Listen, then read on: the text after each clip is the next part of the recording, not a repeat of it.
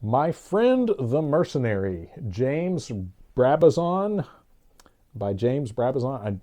I'm terrible with some of these names, but James Brabazon is a British journalist who wrote this book, My Friend the Mercenary, a memoir, and it's actually a pretty lengthy memoir. Um, I stumbled onto this particular book because I was looking into the case of the failed coup against, I think it's Equatorial Guinea. And those of you who were paying attention to the news back in, I want to say this happened around 2006, 2007, somewhere in there. There were several fairly high level British operators that got caught up in this mess. But what happened was they got caught with a bunch of paramilitary equipment and a plane load of like weapons and rubber boats and all kinds of stuff, like they were planning some kind of minor invasion of Equatorial Guinea, and they were captured and then put in prison and for attempting a coup. And with basically it was a plane load of like mercenaries and some British, like I said, some high level British guys that got caught up in this. And if you look this up, I think one of the gentlemen, I'll have to find this part where he's Simon Mann, spelt with two N's, addresses the media after being released on humanitarian grounds from Black Beach Jail in Equatorial Guinea, November 2009. So I want to say they were in jail for at least a couple of years or so. So it might have been 2006, 2007. But anyway, looking into that, because that was one of those things that on the international radar, it was brief, big news because, again, these pretty major British dudes got caught up in it and thrown in prison, and that these guys were trying to initiate some kind of coup there and they had a plane load of mercenaries and weapons and whatnot. It was kind of a big deal. And then, of course, to guys like me, when you see something like that pop up and then immediately go away, you're like, okay, something's going on here. So digging into that, I was researching it again one night and stumbled into this book. And this is the account of this journalist going into,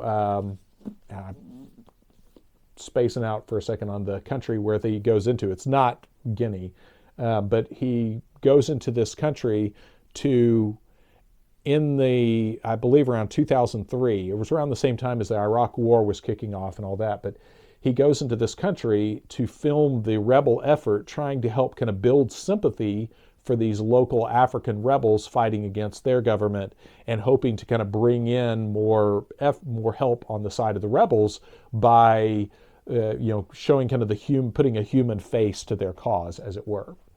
And as a journalist, he's involved with this, bringing all his recording equipment. I think he brings along his cameraman, and they're filming all this, of course, on, this is back when they were filming on tape. And they go in to this war zone following these rebel guys, and as part of his protection, he brings in a mercenary, and he winds up being friends with the mercenary, and the mercenary is basically in charge of just keeping him safe from the rebels, if it comes to that. But he's not there to get involved in the conflict. It's more he's got personal protection anyway. So that's where the mercenary comes in. That's the friend, the mercenary. So he tells the story about his mercenary, basically this guy who's assigned to him, how they get to be good buddies and go through all these things together. Where some of you that are into researching this sort of thing might find this interesting is, for one, this is about as much backstory as I could find about that failed coup attempt. So that's interesting. But also just the workings of someone recruiting, hiring, using the services of a mercenary, how that works.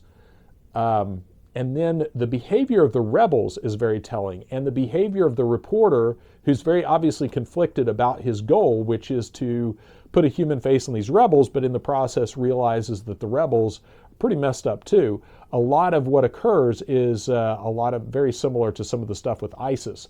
The rebels wind up like cannibalizing one of the dudes they capture, which is really grim part of the book here.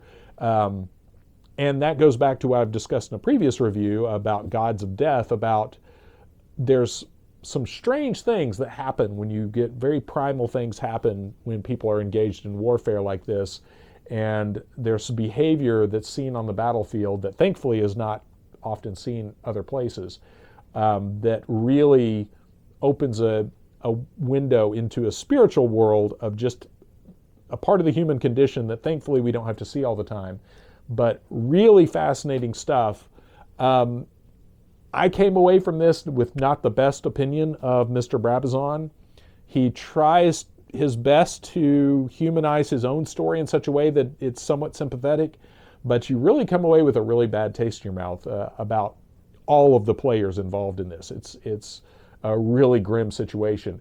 But the most interesting thing to any of you that are curious about this is some of the accounts of some of the fighting and some of the accounts of how a journalist is used by the state apparatus to try to bring in people to that cause, to put a human face on this, because just the way that he goes about some of that, you can't help but seeing some of the bigger propaganda implications of that. So fascinating story in that right. It's not necessarily the story he's trying to tell, so some of this you're kind of reading between the lines, but it is definitely a fascinating read. It's grim.